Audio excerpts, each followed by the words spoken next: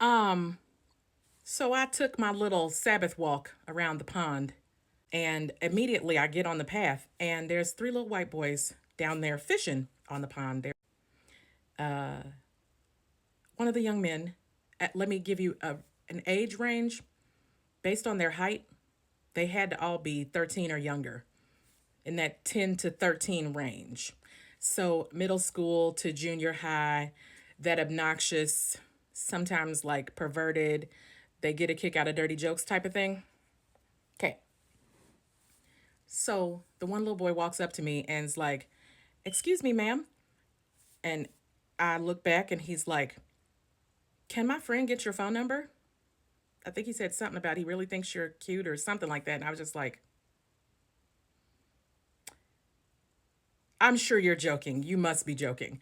And so I proceeded to keep walking. And this little boy says to me, the other little boy down by the pond, he says, "I like to freak. I'm real freaky." And something else. I stopped and I said, "That's completely unacceptable and inappropriate. Don't you ever say that to some other little girl. That's completely inappropriate language." And they were actually still trying to like chuckle and giggle about it and joke about it. I was like, "No, seriously, that's not funny. That shouldn't even be on your mind at this age. That's the last thing you need to be worried about at this age when you're interested in a girl. You don't use disrespectful language and sexual innuendo and stuff, making sexual advances. That shouldn't even be the first thing out your mouth." And I just kept walking. So I go around the pond, and the second time around, he says something else. The original little boy who approached me, he's like, "My uncle thinks you're really cute too. Would you give him a chance?"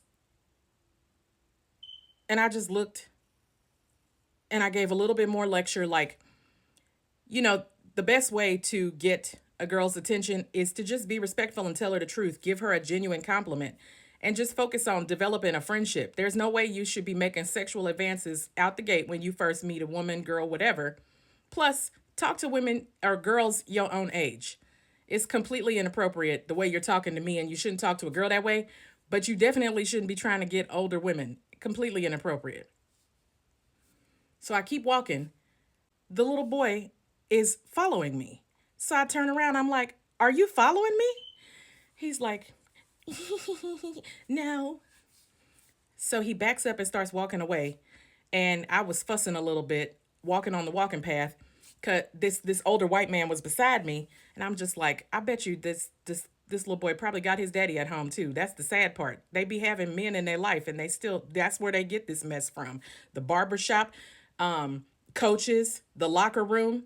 Everybody tries to act like the father's been put out the homes. No, even if the birth father is gone, these boys are getting fathered. It's just not good fathering. It's not righteous fathering. And so I was walking and fussing a bit, and the man goes, he needs his ass whooped. And I was like, clearly that ain't working. That's what got us here. They need more than just being beat on. They need to be mentored, guided, taught. They need some social emotional learning skills. You don't learn that from just being beat and swung on. So anyway, I get around what was that? So I go around again, and this time the little boy, I realize he's actually harassing other people on the path. What did he ask him? He was asking senior citizens around the pond path if they like to be friends with benefits. So I'm walking by after he just tried it, and a senior citizen man, I could tell by his reaction that the boy asked him something inappropriate just to get a reaction out of him. So now I come by and he tries me again. I just keep walking. He follows me again.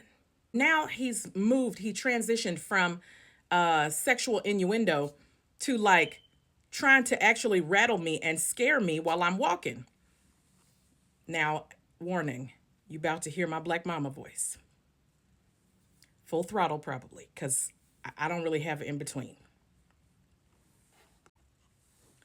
Now, first, I paused because I was thinking about what to say next or what to do to set a very clear boundary with these little boys. And I hear them talking because I wasn't that far around the circle of the pond yet. They're literally checking with each other. Did she look, man? Did she look? Yeah, she looked back, and they're laughing. Stop dead in my tracks. You know what? Maybe I should call the police on you the way they would call police on black boys who would behave this way. Is that what you want me to do? No, thank you. Okay, then. Quit harassing everybody around this freaking pond. Act like you got some sense. And this little boy had the nerve to start to talk back. I said, watch your mouth. Don't you say another freaking word, or you gonna be talking to a police officer. Everything quieted down. Actually, everybody around the pond quieted down.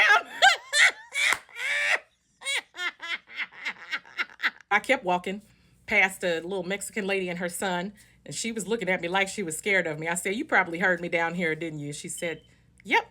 I said, good. That means they heard me good, too. Sometimes you just got to put a little authority behind what you say. And I kept on walking and put on my little Afro beats and started enjoying my walk. So I get back around, pass them again. Ma'am? Ma'am? Yes. We're sorry. We just wanted to say we're sorry. Thanks. But you know, the best apology is change behavior. So make sure you don't do it anymore just because I leave this pond. Okay.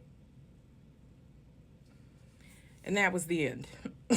All of that to say, this was actually a really good example of something. I was going to do a video about this, that I'm sick of men claiming that, well, y'all complaining about the young men. Who raised them? Both men and women while you playing. The stuff those boys were saying, I can guarantee you ain't no single mother in the world teaching these boys to talk to women like that. And it's time for us to acknowledge that whether they have their father in their lives or not, they are indeed being fathered. It's just they're not being fathered correctly. Sad thing is, some of them boys got their daddy in their house. A lot of kids are actually not being raised, they're being tolerated. And when you have scenarios where people are overworked and underpaid and run ragged and just, they're not really raising their kids, it doesn't matter whether it's a mother, father, a caregiver, grandmother, whoever. The point is, they are getting influences from other men. They are being influenced by other men on the block, men in the barbershops. Men are everywhere. Y'all act like just because the father's not in the home that the boy just don't see. No men, nowhere ever. Cut it out. They're hearing stuff in churches. I told y'all what happened with my ex-husband when when I was about to cancel the wedding, and he called an emergency meeting with the pastor. After we had the meeting together, he asked me to go out. I think I went to go to the bathroom or something. I learned 20 some odd years later that he told my then about to be husband, well, you know, with women like her, how you got to do. He literally told this man, you got to sometimes you got to strong arm a woman like her a little bit. These boys are being raised. They just not being raised properly by the men in their lives.